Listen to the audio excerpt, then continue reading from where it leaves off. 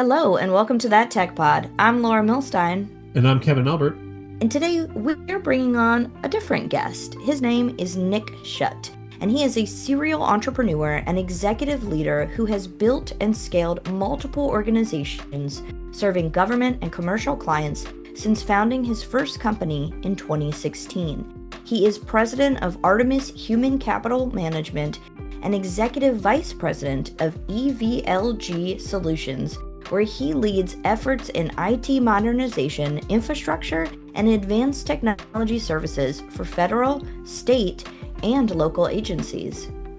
Nick is also the co-founder of Collabulutions and the host of Robots and Red Tape, a podcast focused on practical, experience-driven conversations about AI, policy, and governance. He is driven by a passion for problem-solving, systemization, and building impactful, scalable solutions. Nick, I'm loving your background. Thank you so much. I really appreciate it. When you got the video going, you need to act like you have a podcast studio, not just you're sitting in your house, right? Like, No, it's so official. And where's the photo of me though? I can see the wall of pictures, but where am I? I don't get it. I I should don't be know. up there. Well, listen, we should take a screenshot out of this and throw it up there for you, Yes. right? Like this way, Yes. Let's yeah, put this way, yeah, mhm, absolutely. It's what Jesus would do. It's cross promotion. You yeah, probably it, put that in there. no, I love it. It's true. You know what? We're just keeping it holy. hmm So for this episode, since we're both kind of in this and we're in this industry, we're in this time, something interesting I want to bring up is we're talking about recruiting, we're talking about interviews, and I actually spoke with someone today that I'm going to introduce you to as a side note, but she reached out basically with this awesome resume. I looked at her resume and she went to Stanford. She hmm has tons of experience on government contracts, like big major companies, Booz Allen.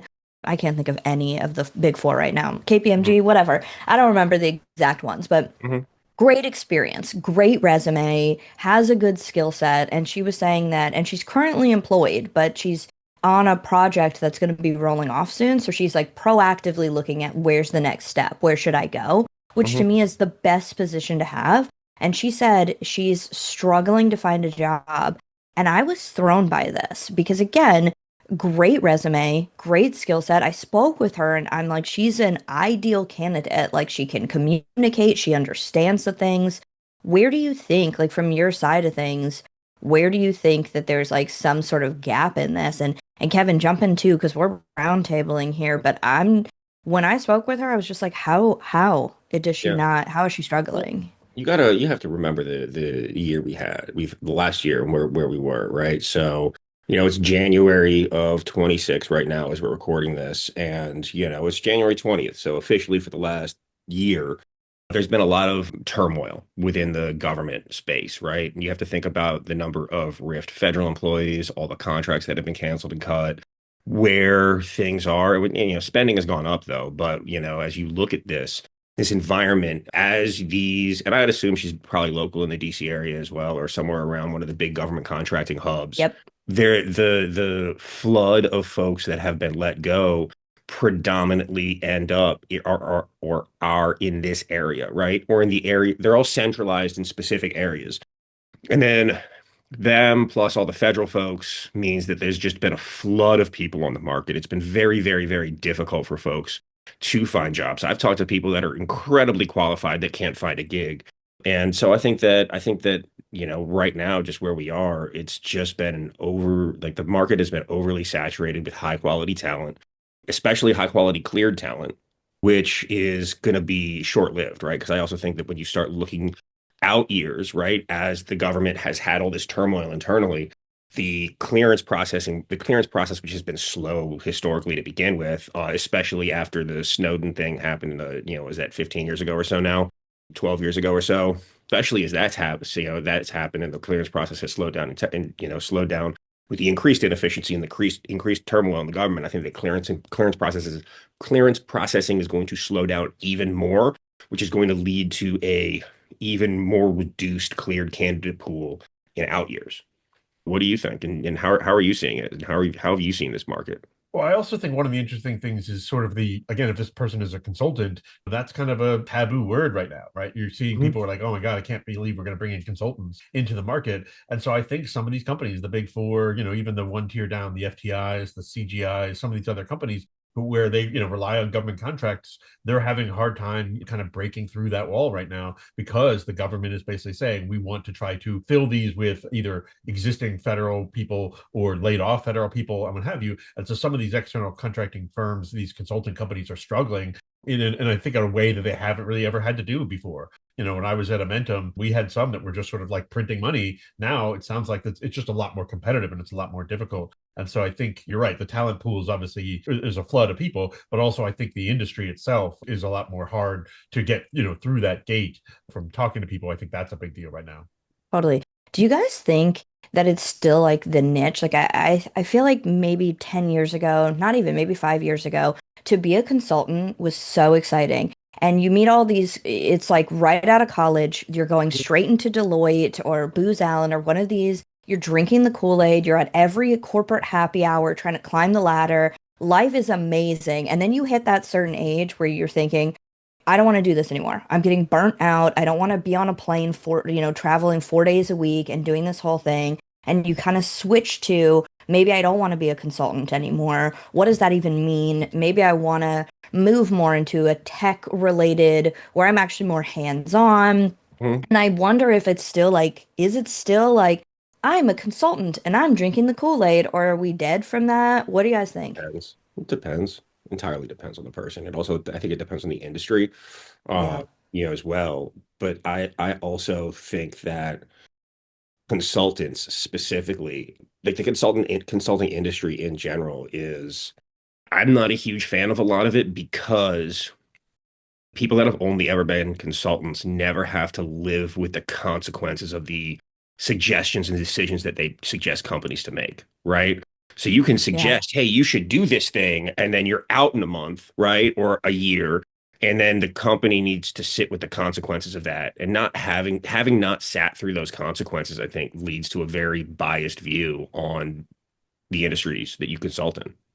Totally. Well, Nick, from your side, Hmm. and I'm thinking out loud on this because we're a fireside chatting, and you kind of are that intermediate person. So Kevin may be hiring somebody at his company. I might hire somebody for my company, but you're kind of hiring for different people's companies and getting people in these things in Hmm. these different positions. Do you find it difficult to be putting in somebody at a con as a contractor as opposed to an employee? Like, are people more against that? I kind of think at this point, if I were to go somewhere else, I'd maybe rather be contracted.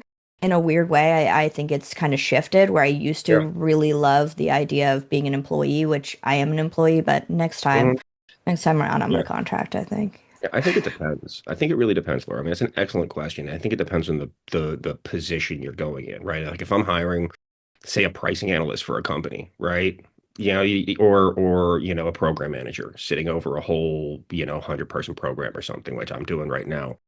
You don't want you don't want that person to be a consultant, right? You want them to be intern. You want them to be internal, right? Pricing because, well, I mean, of course, they're going to have all your sensitive data. And then, like program managers, you don't want to outsource your program management to like a subcontractor or to another company, right? But you really want Yeah. that person to be internal. I think it also just depends on the company itself, right? Like a lot of folks, the reason that I'm not going to say the worker bees, but for like the more like frontline employees, they want to try before they buy. So they'll have them as a contractor for 6 months and then flip them, right? So things like that, it really just depends on you and your approach, right? What do you think, Kevin? Yeah, Kev, where you at? Kev's I shy agree. I today. mean, I think from an employer standpoint, obviously the contractor, you get to exactly right, try it before you buy it. From an employee standpoint, there's just no protections anymore. And I think people are just a little bit more jaded. And Hmm. so they're just not willing to, kind of give somebody a free pass. They want, the benefits, they want all these other things. And so I think the lifestyles have changed. I mean, to your question, Laura, that you just kind of had posed a moment ago about sort of the entry level consultant, I think some of Yeah. that is that the times have changed. That's how I started my career. I was in the Big Four. I used to love it, and all, It was the best. It's the the coolest problem then. is, Yeah. a lot of things have changed, right?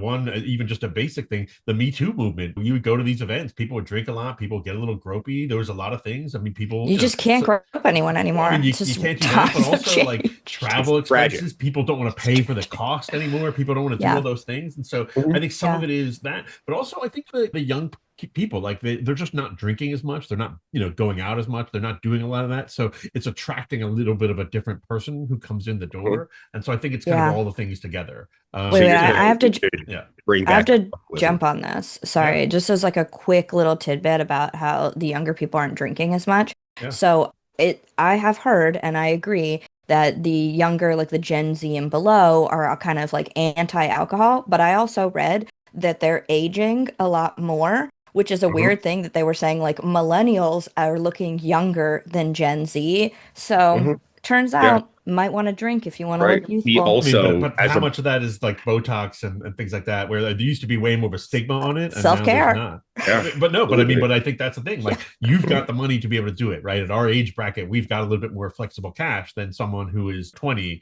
And so Yeah. I wonder how But much of but it is. Nick, were you drinking in your 20s and do you drink now? Because I was and I do. And Uh-huh. then there's a difference Exactly. between unhealthy drinking and just living.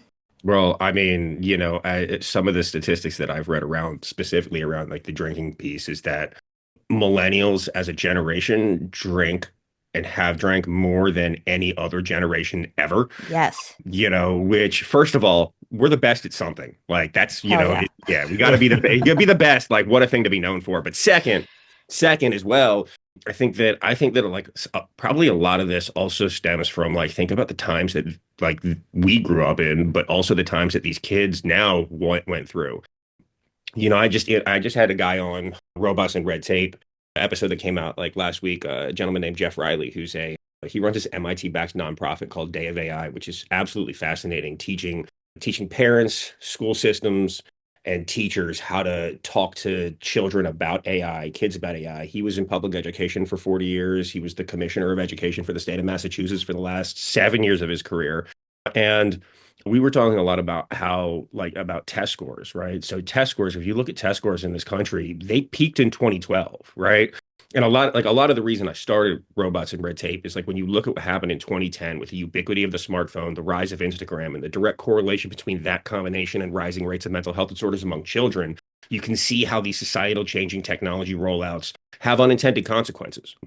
And I think that we as a generation, we were in person and we developed social skills in a way because we had to, right? And when you look at this generation, that where they are now, from like 2010 through now, like you look at the proliferation of social media and of smartphones and the proliferation and increase in all of the increase in technology and the in your life, you see how that changes things, right? And we're looking at this now, and it's not just the mental health thing, it's the lack of social skills. One of the things that Jeff said is that he, over the last like 18 months, when he was the commissioner of the state commissioner of education in Massachusetts, he implemented a whole bunch of cell phone ban policies, right? Where you either had to like put your phone in a specific spot, or like those pouches that you can put them in, and then Yeah, you yeah, and it have like your phone blocks it. still, Yeah, right? yeah. But he told me he got calls from multiple principals of schools that he oversaw that told him that like kids were talking in the lunchroom again. Before, it would be a dead silent lunchroom and everybody would just be sitting there staring at their phone the entire time, right? Which to me Interesting. Yeah, it's a crazy concept, right? But you yeah. think about that as a microcosm, which leads to these other, like you can see the downstream effects and behaviors of this. And that's one of the reasons why I'm so passionate about making sure that we are being intelligent about how we implement artificial intelligence, especially within school systems and with kids, right? I don't know if you guys saw, there was a news article that came out, I want to say yesterday, where some young man he died from a drug interaction that ChatGPT told him was okay. It was like a prescription, like not like a drug abuse. Like it was like, Yeah, ChatGPT that's told him it was crazy. fine, right? And this poor young man died because he took the advice of AI, right? And you see Yep. that, you see, Well, I've done there's been episodes about suicide like ones too. Like idle. there was like that one Yeah, kid that was like, right. I think I want to take my life. Should I tell my parents? And ChatGPT was like, no, Hmm. don't tell them. And then he took his life, and then the parents Yeah, started suing for it. Kids is a correct. huge thing, and you're right. But I want to Right. ask this, and Kevin, you have kids, so Hmm. you'll probably be great to weigh in here because I don't believe in that. But Hmm. but here's one thing. Back in the day, during the millennial time and even before, when there was the school shooting, think Columbine, right? Or when 9/11 Hmm. happened, you're in school at these like big scary moments and you're thinking, how do I get a hold of my parents? How do I do these things? Hmm. And you don't have a phone, you don't have a way to access it.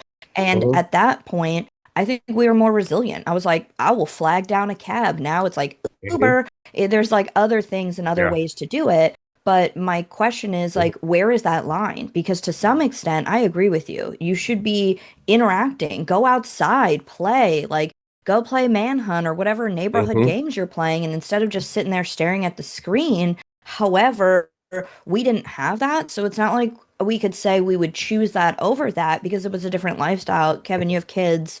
Weigh in here. What are your thoughts? I mean, it's interesting. We definitely see it in this generation. So my kids are, I have a 19, a 17, and a 13-year-old. And so like even just watching their interaction, I mean, we all had places to go, right? We would go to the mall, we would go to the movies, we would go to arcades. Like there were things to go, even just to go and like mill around outside of a store.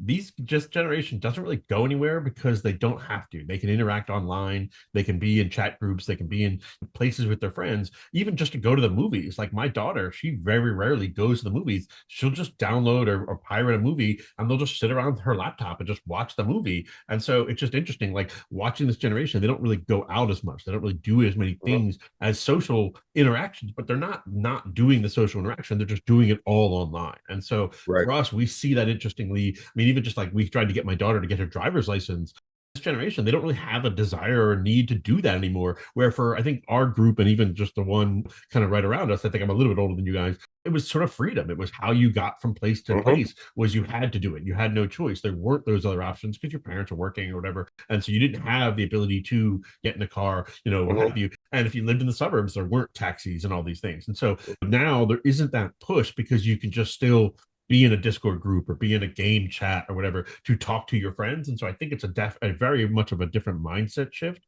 and a different situational shift more so than anything else. And so I don't know if we're losing the social skills as much as they're just now transferring it to online. And so there's way less just like human communication. It's all through the screen. And so sometimes you can be a little bit more forthcoming. You can curse a little bit more. You can do some of the things that we kind of took very like close to the vest, and now it's just all shifted. And so for me, I do think that piece of it is just interesting. But I don't think there's just I don't think it's less. I just think it's now in a very very different manner the way it's happening. Yeah. I mean, I agree with you on that. But that being said, I think you lose a lot when your communication is predominantly online, right, or predominantly through a device, right? That's before you even mention the data concerns and like who owns you and who's tracking you and who owns all that data, right? Before we even talk about that, right? You lose a lot. Like I know that going out and hanging out with friends and being around people and being, engaging in person has a it's very, very different and it develops different social skills, right? Because they are skills, it's not like it's something you can learn. That's why it's like when people are like, I'm not good at talking to people. I'm like, just go talk to more people, right? It's practice. We're talking about practice here, to quote Allen Iverson. But it's one of the things that I'm concerned about is that like, you see the mental health costs around just Chat GPT, right? Specifically, or these big language models, right? That's not the insidious part. Like that's terrifying. But the insidious part is you see like these AI friends, AI significant others apps that are out there. Like we all have been through the incredibly awkward dating phases, right? Where we're figuring ourselves out, figuring our life out, like making mistakes, and it's cringeworthy and it's hard to put yourself out there in a way. But when you're interacting exclusively with a chatbot that is designed to keep you engaged, so it's never going to disagree with you or piss you off or anything, like it changes the stakes of interactions in ways. Have either of you seen the show Pluribus on Apple TV? I've heard good things though. Yeah, Watch it. I haven't watched it yet, but Watch it. it's out there. Immediately watch it. The first episode, I was kind of like, is this sci-fi? This is not for me. And then Mhm. being somebody who's into AI and tech and like the world is going to end, but like I'm ready for it, but am I? By this second, third episode, you start getting really sucked in. And then by the ninth, which is the finale, you're just like, I need the next season. But I don't want to ruin it at all. I will just say it's touching on some of the things that we're talking about. And I think there's a lot of these theories of like, this utopia, or if you look at like the movie Her, when you're talking about dating a bot and what really is great. And I do think that there are some people that generally are better off not even communicating with other humans. Like they should be alone, they should be there with their bot, they should live their life. But I think for the majority of us, having some sort of self-expression, having something that we're living for that isn't, to your point, Nick, just telling us what we want to hear and isn't just adapting to what we need, but is like the whole point of relationships. When you're having a relationship, whether it's dating or other, there is growth in it. Even this conversation right now, if we're talking and I'm like here and you guys are like, I absolutely agree. You are correct. Where are we going with it? It's the fact that we can give different perspectives, we can have different feedback. And I think AI assisting us with that to make us better, incredible. Getting a job and saying, here's my resume, can you tweak it to help me stand out more? Great. But when you rely on it too much and then the resume isn't even you anymore, Mhm. then you're getting a job that's not, you're not even, it's just not, no, I hate it. It's Yeah. that fine line constantly. It's also to your point, like, yeah, listen, the online communication via texting, whatever, like that's fine, right? But how much of communication is nonverbal? I think I've read over 50%, over 70% of communication is nonverbal, right? And even this, where we're like on video and we're talking, is very, very different than an in-person thing, right? And like I threw an event last week down at the National Law Enforcement Museum. I had like 140-ish people there. It was great. A lot of designed as like two-way interaction, but we had somebody from the Mid-Atlantic chapter of the Make-A-Wish Foundation come out. A friend of mine, Raylene Grant, came out and gave a presentation because we were raising money for them, specifically a fund that they have called Operation Dreammaker, which grants the wishes of children of active duty military members and veterans, specifically within the DC area, which is awesome cause, right? But like when she spoke to everybody, like you could feel the power of her in the room, right? Like you could feel it. You could feel how it was affecting people in the room in a way that you just couldn't you if it was online, you never would have felt that. You never would have seen that. You never would have it would not have been as powerful or as meaningful as it was in person. Sometimes I forget that we're on a video and that you can see me reacting. And I love it. I love that we're doing this. For all of you who are actually watching us or even just listening, all of Nick's episodes are on camera, and we only do a specific amount on camera. We try to make it like these are the special episodes. And that's not to say other ones aren't, but we're just not always on the camera. And I love it because to the point you just made, Nick, like even though we're not necessarily sitting next to each other, having a face-to-face interaction, there's you can't take away the value that it gives you. I want to know just from your perspective how things have changed and you're in a position again like you're helping people get jobs, but you're also helping companies find the right candidates.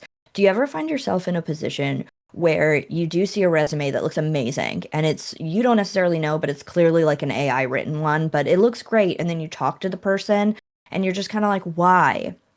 Like, why did you put me in this position? And like, how do you handle that? Like, do you tell them you and your resume are not one? Like, No, what do you say to somebody in that position? no. So I don't actually. It's funny. I don't actually read. I don't really read resumes, right?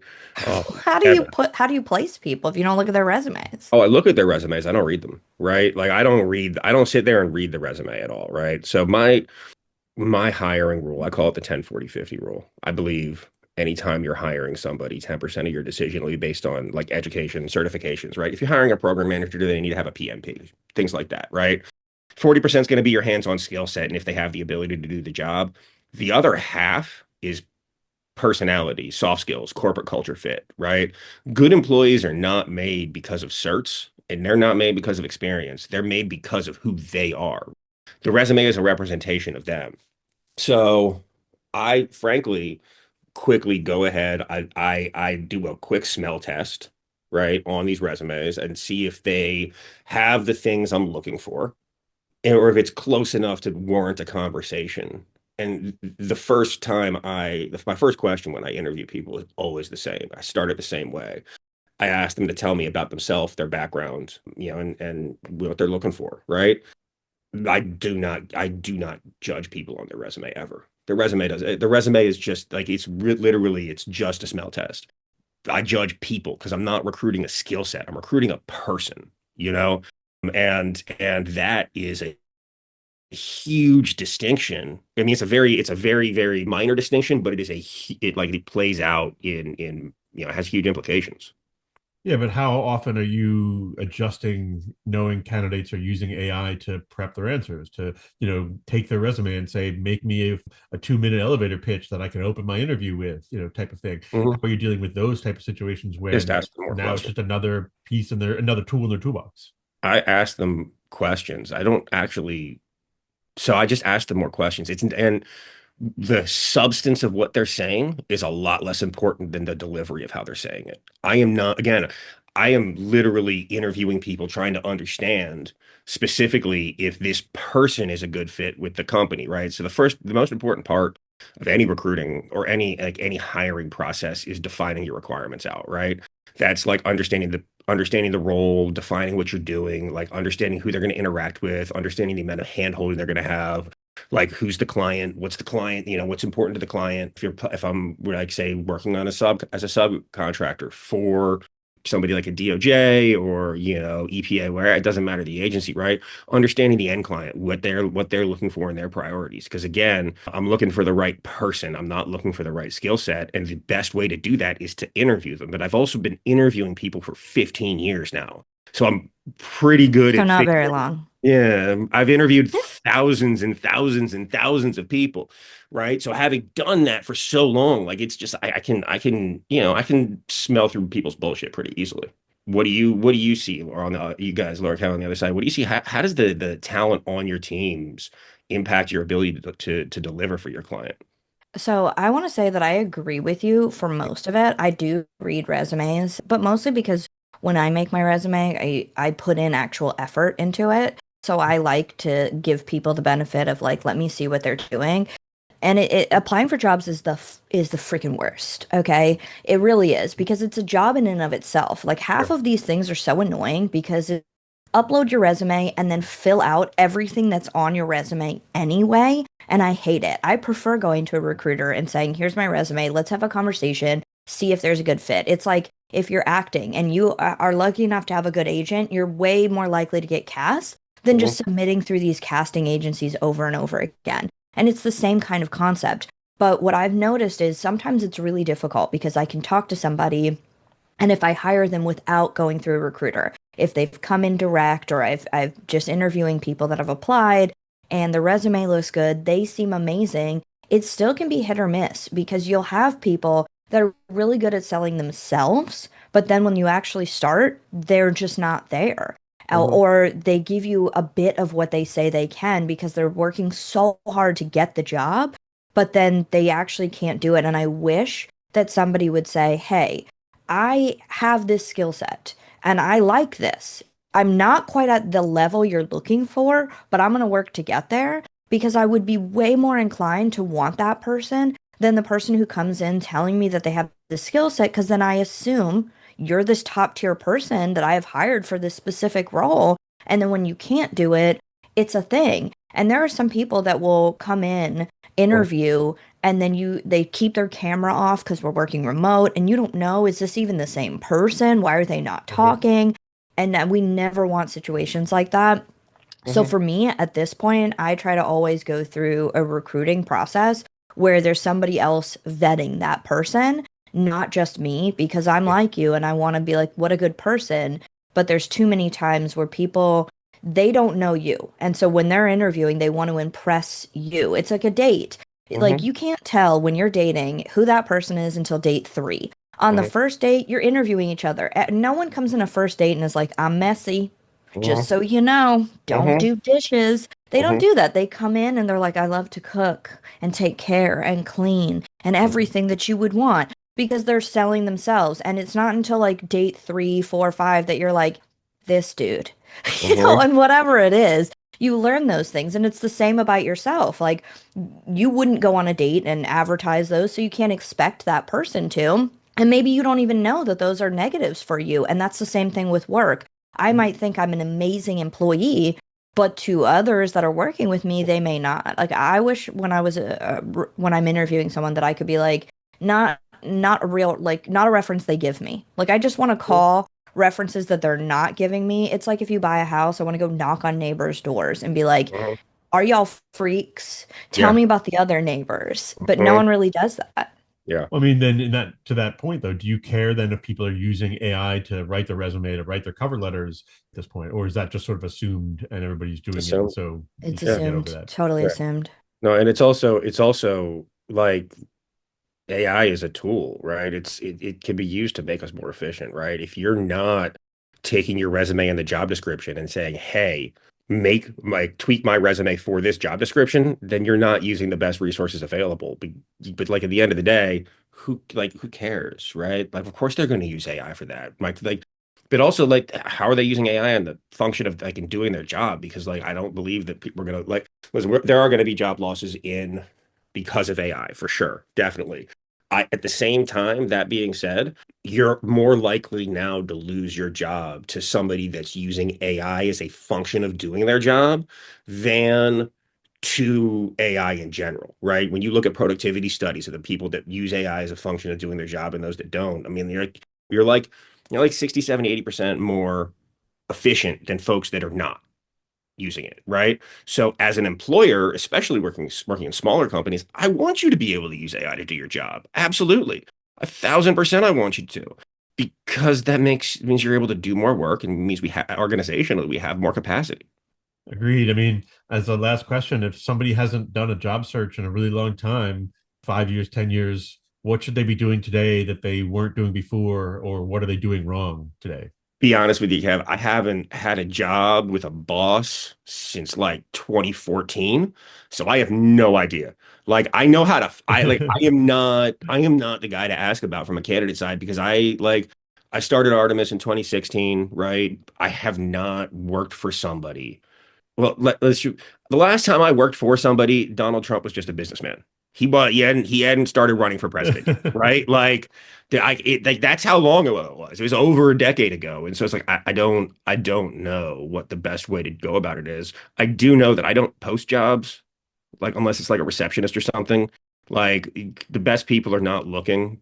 The best people are on the other side, right? They're happy in their gig until you talk to them and they realize, oh my God, there's something so much better over here.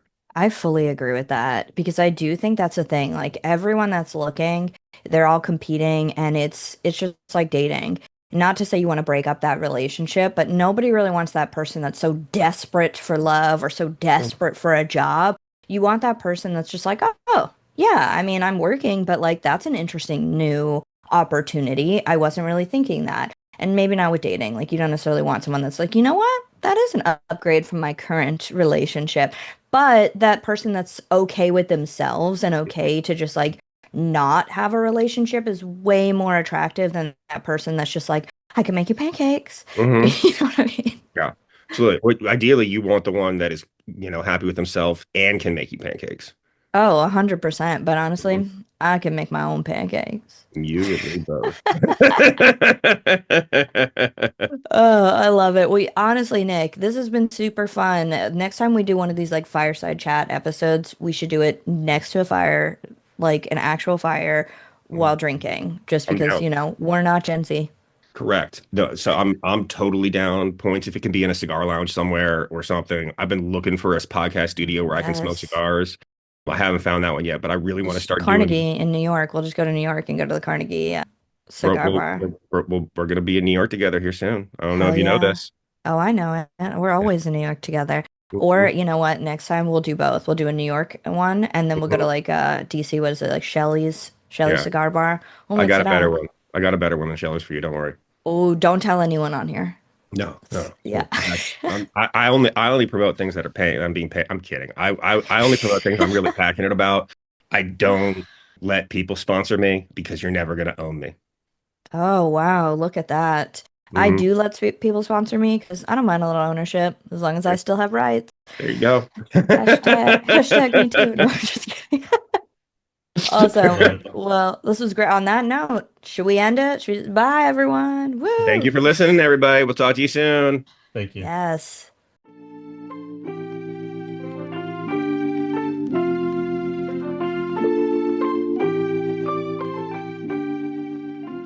If you would like to learn more about That Tech Pod, please reach out to us at contact@thattechpod.com. We would love to hear from you, or head on over to our website at www.thattechpod.com. Enter your email to subscribe, check out our merch, and just keep updated on the latest things with the Tech Pod and what we are doing. If you want to follow us on social media, head on over to linkedin.com/thattechpod, Instagram, or anywhere else that we may be on social media.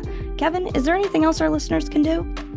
Yep. Go to wherever you get your pods, Apple Podcasts, Spotify, or what have you, and leave us a review, leave us a rating, let us know how we're doing. All that stuff helps us with the algorithms and is much appreciated. Thanks, everybody. Thanks, everyone.